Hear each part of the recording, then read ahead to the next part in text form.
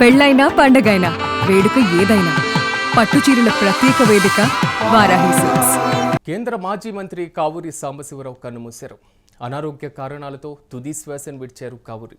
ఇక సెలవు అంటూ కావూరి చివరి లేఖను రాయడం జరిగింది. మీ నుంచి సెలవు తీసుకునేటువంటి సమయం వచ్చేసిందంటూ ఓపెన్ లెటర్ రాశారు. తన జీవిత ప్రయాణాన్ని లేఖలో వివరించారు కేంద్ర మాజీ మంత్రి. జననం, చదువు, రాజకీయం, కుటుంబం గురించి లేఖలో వివరించారు కావూరి సాంబశివరావు. మరణానికి ముందు లేఖ రాశారు కావూరి. కావూరి మరణం పట్ల రాజకీయ ప్రముఖులు సంతాపం వ్యక్తం చేస్తున్నారు. ఒకసారి మనం యూటీవీ స్క్రీన్ పైన చూస్తున్నాం. కావూరి సాంబశివరావు మరణానికి ముందు రాసినటువంటి చివరి లేఖ. ఇది బహిరంగ లేఖగానే మనం ప్రధానంగా చెప్పుకోవాలి. మీ నుండి సెలవు తీసుకునేటువంటి సమయం పూర్తి స్థాయిలో ఆసన్నమైంది అనేటువంటి అంశాలతో 8 దశాబ్దాల సంపూర్ణ జీవిత చూసిన నేను ఈ భౌతిక జీవనానికి స్వస్తి పలికేటువంటి సమయం ఆసన్నమైందని నమ్ముతున్నాను. ఎంతో సంతృప్తికరమైనటువంటి జీవితం గడిపానని నా ప్రగాఢ విశ్వాసం. ఒక సాధారణ రైతు కుటుంబంలో నా జననీ జనకులు పూజ్యులు కావూరి రాఘవయ్య నాగరత్నం పుణ్య దంపతుల ఇంట పెరిగి ఆర్ఈసి వరంగల్ నుంచి ఇంజనీరింగ్ పట్టభద్రున్నై, మరి ముఖ్యంగా నిర్మాణ రంగంలో వ్యాపారం మొదలుపెట్టి ఆ సంస్థ ఉన్నత శిఖరాలకు తీసుకువెళ్ళగలగడం నాకు ఎంతో సంతృప్తినిచ్చినటువంటి అంశమని ఆయన యొక్క మరి ముఖ్యంగా చదువుతో పాటుగా వ్యాపార రంగాన్ని గురించి కూడా ప్రధానంగా ప్రస్తావించారు. ప్రజాప్రతినిధిగా లోక్సభకు ఎన్నికై నా తోటి పౌరుల వాణిని పార్లమెంట్లో వినిపిస్తూ నా సహాయం కోరి వచ్చినటువంటి అనేక మందికి నా వంతు సహాయం అందించడం, నా తెలుగు నేలపై నివసించేటువంటి అందరికీ అందుబాటులో ఉండగలగడం ఇంకా ఎంతో సంతృప్తిని మిగిల్చింది అనేటువంటి అంశాన్ని కూడా లేఖలో ప్రస్తావించారు.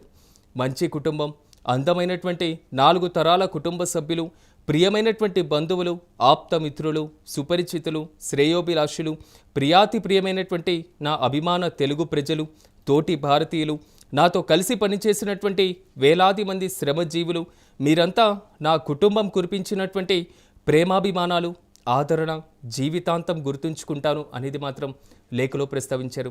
ఇంకా ఎంతో సంతృప్తిని మిగిల్చింది అనేటువంటి అంశాలతో పాటుగా నా వంతు కృషి, సహాయ సహకారాలు అందించారు, అందరికీ కృతజ్ఞతలు అని తెలిపారు. దాంతోపాటుగా నాతో కలిసి పయనించి తన సంపూర్ణ సహకారం అందిస్తూ వచ్చిన నా సహధర్మచారిణి శ్రీమతి హేమలత నాలో సగభాగం అనేటువంటి అంశంతో పాటుగా ఆమె సంపూర్ణ ఆరోగ్యంతో నిండు నూరేళ్లు జీవించాలని, మా సంతానం మనుమలు మనమరాళ్ళు మునిమనుములు అదేవిధంగా ముని మనమరాళ్లతో సంతోషంగా గడపాలని ఆ సర్వేశ్వరుని ప్రార్థిస్తున్నాను. జై తెలుగు తల్లి, జై భారతమాత. ఇట్లు అందరికీ సెలవు, మీ శ్రేయోభిలాషి కావూరి సాంబశివరావు. ఇది కావూరి చనిపోయే ముందు రాసినటువంటి చివరి బహిరంగ లేఖ.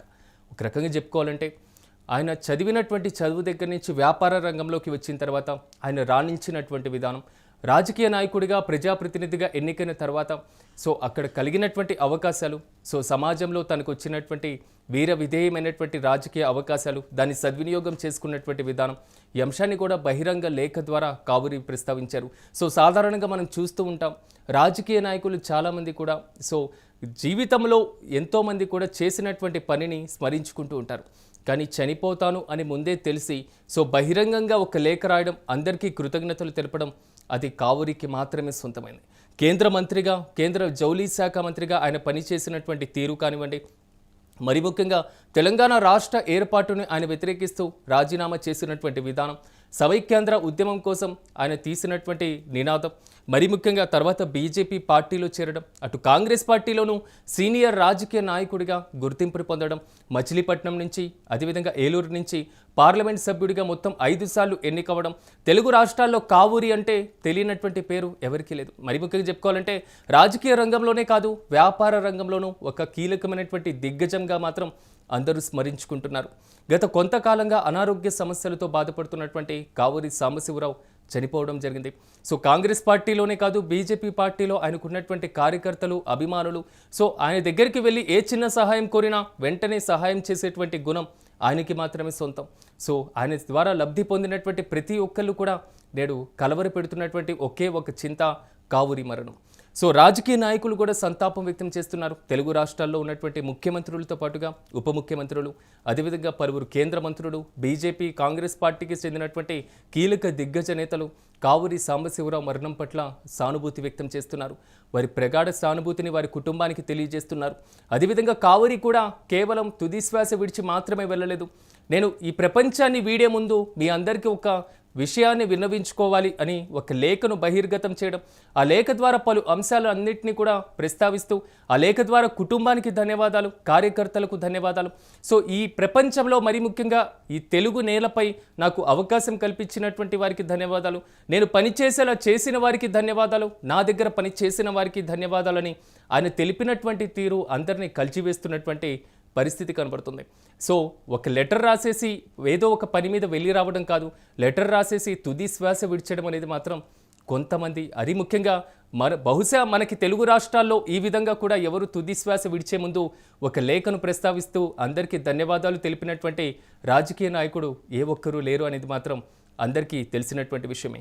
కానీ కావూరి సాంబశివరావు మాత్రం చివరిగా మాత్రం మీ నుండి సెలవు తీసుకునేటువంటి సమయం వచ్చేసిందంటూ ఓపెన్ లెటర్ రాయడం మాత్రం అందరినీ కలిచివేస్తున్నటువంటి పరిస్థితి.